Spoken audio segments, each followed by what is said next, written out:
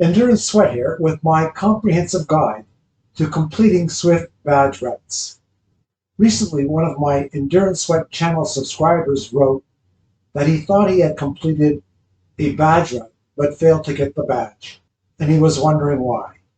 In this video, I'll explain what you need to do to complete a badge route and some of the reasons why you may not get the route badge. Let's get right to it. You can earn a route badge by either free riding or in an event. If you're free riding, you must select the route from the route list. After you log in, click on Routes and then select your route. In an event, and events include meetups, you must complete the full route. Take note, an event or meetup may be time-based and not include the full route. Or even if it's distance-based, check that the distance includes the full route. Routes typically start and end at a banner of some sort, and some routes even finish just beyond a banner. Keep riding until you see the route complete flash on the screen. Then you know you've completed the route. Route lead-ins.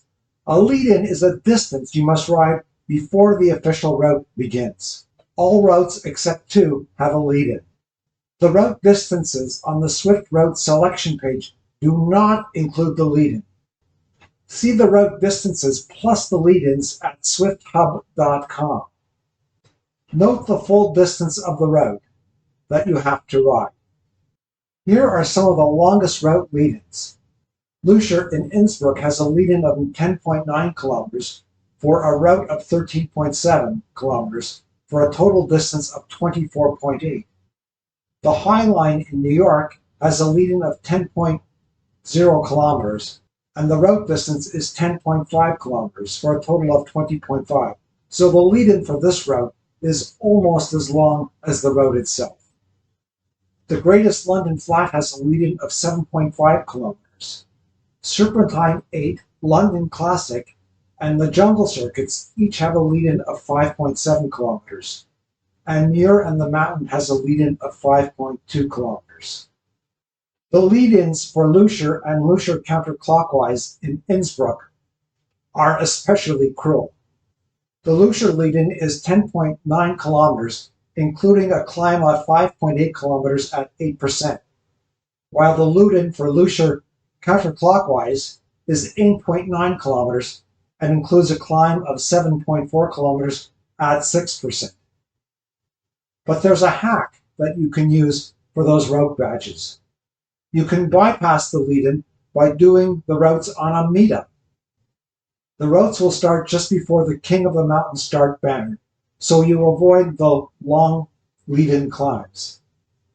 Here are some of the reasons to go for route badges and the extra XP that they offer.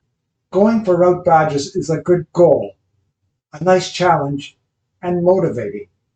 There's a sense of accomplishment when you complete a route badge, and when you complete all the route badges, why, you have bragging rights. Take special note, you can double your XP per kilometer.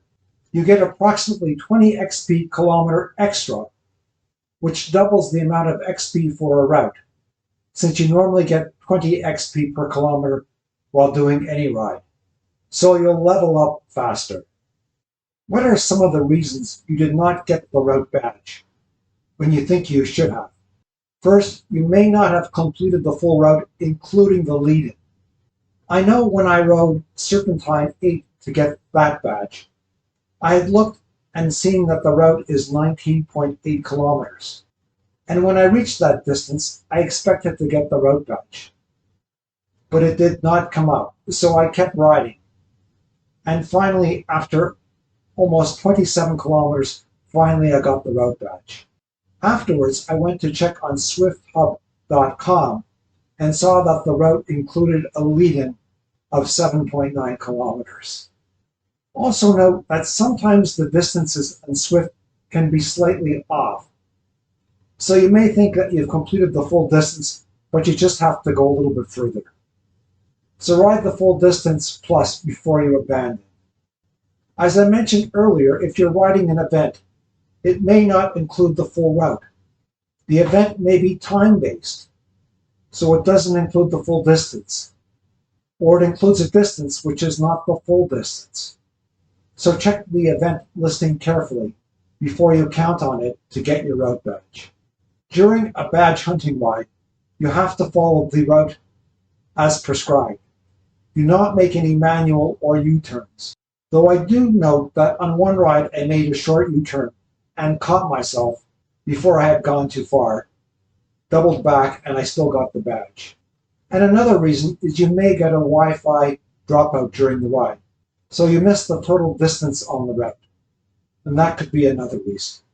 If you do feel that you've legitimately completed the full distance, and it's a very long route, say the Mega Pretzel, you can try contacting Zwift directly, and they may be able to accord you the route badge. But for the shorter routes, why, just ride the route all over again. Here's an extreme example. When I was chasing route badges last December, I completed Bigfoot Hills, which is a route of over 70 kilometers. The route complete banner flashed up on my screen, but before I could save the route, my computer crashed, so I lost the route badge. Well, rather than call Zwift, I got immediately back on my bike and rode the route all over again and saved it to get my route badge. That's an extreme example, probably not for everyone, but I was determined to get all the route badges before the year end. So here's a short recap on completing routes. If you're free riding, you must select the route from the route list. If you're riding the route in an event or meetup, make sure the event includes the full route. That is, the event is not time-based or shortens the distance to be covered. Note, you must complete the route distance plus the lead-in. Routes typically start and end at a banner of some sort. Keep riding until you see the route complete flashed on the screen, and then you'll know you've got the route badge. I hope this video on completing Zwift badge routes has been helpful, and if it has, please give it a thumbs up. And consider subscribing to my channel, Endurance Sweat. Until next time, train hard and have fun.